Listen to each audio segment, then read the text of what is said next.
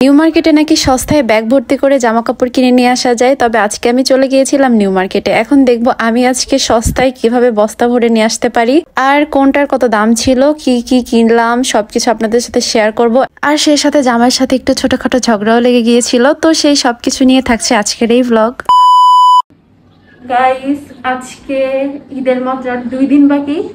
তো আজকে টুকটাক কেনাকাটা করার জন্য যাচ্ছি, আর দেখি নিউ মার্কেট থেকে কি কি কিনতে পারি না পারি। হ্যালো, আসসালামু আলাইকুম। কেমন আছেন সবাই? আশা করি সবাই অনেক বেশি ভালো আছেন, আমিও ভালো আছি। ঈদের যেহেতু মাত্র 1 দিন 2 দিন বাকি, তাই টুকিটাকি কেনাকাটা করার জন্য আজকে চলে গিয়েছিলাম নিউ মার্কেটে।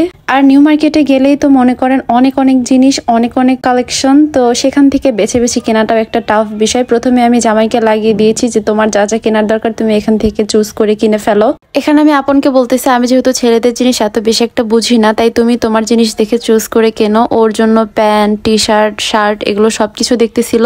আমরা চলে আসছি এটা গাউসিয়া মার্কেটের সাইডে নূর ম্যানশন। এখানে ছেলেদের অনেক জিনিস পাওয়া যায়, অনেক কালেকশন। সো এখান থেকে দেখে শুনে বুঝে অনেক কিছুই নেওয়া যায়। ওখান থেকে কেনাকাটা শেষ করে নিচে চলে আসছি। আর নিচে আসার পরে আমি একটু শরবত খেয়ে নিচ্ছিলাম, কারণ এত বেশি গরম ছিল আর এত বেশি মানুষ, কি বলবো, গরমের কারণে কোথাও দাঁড়াতে পারছিলাম না। তো ভাবলাম একটু শরবত খেয়ে নিজের মাথাটা ঠান্ডা করে ফেলি। তারপরে চলে আসলাম আমার জন্য কিছু টুকিটাকি জিনিস দেখতে। আর এটা তো সেই ভাইরাল 2 পিস, যেগুলো আপনাদেরকে আমি মতিঝিল মার্কেট অনেক সুন্দর মতো দেখিয়েছিলাম। তবে নিউ মার্কেটে এগুলো আরো একটু কোয়ালিটি ফুল ছিল।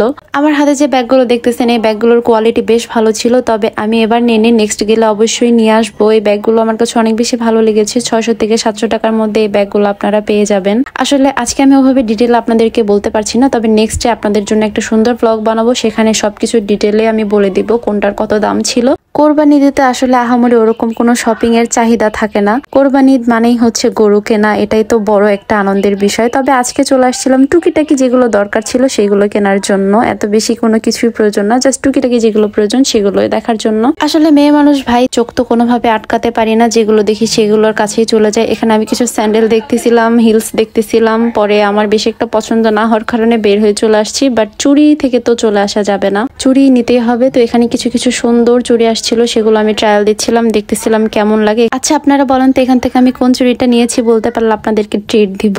তো তারপরে টুকিটাকি কেনাকাটা শেষ করে একটা ফুডকার্টে চলে আসছি। অনেক বেশি খিদাও লাগতেছিল। তো আমার জামাই নাকি আমাকে শর্মা ট্রিট দেবে, এজন্য আমিও লোভে চলে আসছি।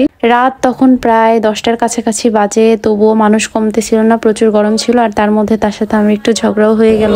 সরি না, আমি তোমার সাথে যাবো না। ওই টিকিট বেঁচে দিয়ে অন্য কারোর সাথে যাবো না। যেখানেই যাবো ঝামেলা, যেখানেই যাবো অশান্তি।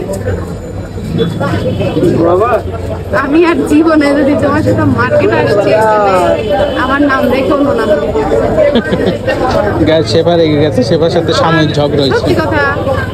আসলে এখানে আমাদের দুজনের একটু টুকিটাকি ঝগড়া লেগে গিয়েছিল। আমাদের যেখানেই যাই, বাসায় হোক বাইরে হোক, হুটহাট ঝগড়া লেগেছে, আবার হুটহাটি ঠিক হয়ে যায়। তো এখানে সে আমাকে একটু মানানোর চেষ্টা করতেছিল। তবে সত্যি কথা বলতে আমার অনেক বেশি রাগ হচ্ছিল, কারণ এত ভিড় মার্কেটের মধ্যে গিয়ে যদি সিন ক্রিয়েট হয় তাহলে অনেক বেশি রাগ হয়ে যায়। তবে যদিও আমার বেশি একটা দোষ ছিল, তবে তারপরেও ছিল মানুষেরই তো মানাতে হয়, তাই না? তারপরে তো আমাদের শর্মা চলে আসছে। এখন খেয়ে নিয়ে বাসায় যাওয়ার পালা। তখন প্রায় রাত 10টার বেশি বাজে, বাট কোনো বাস টাস কিচ্ছু ছিল না। এত রাতে কিভাবে যাব, রিক্সাও যাচ্ছিল না জ্যামের কারণে। তো অনেক কষ্টে একটা রিক্সা পেয়েছি, অনেক বেশি ভাড়া দিতে হয়েছে গাইস।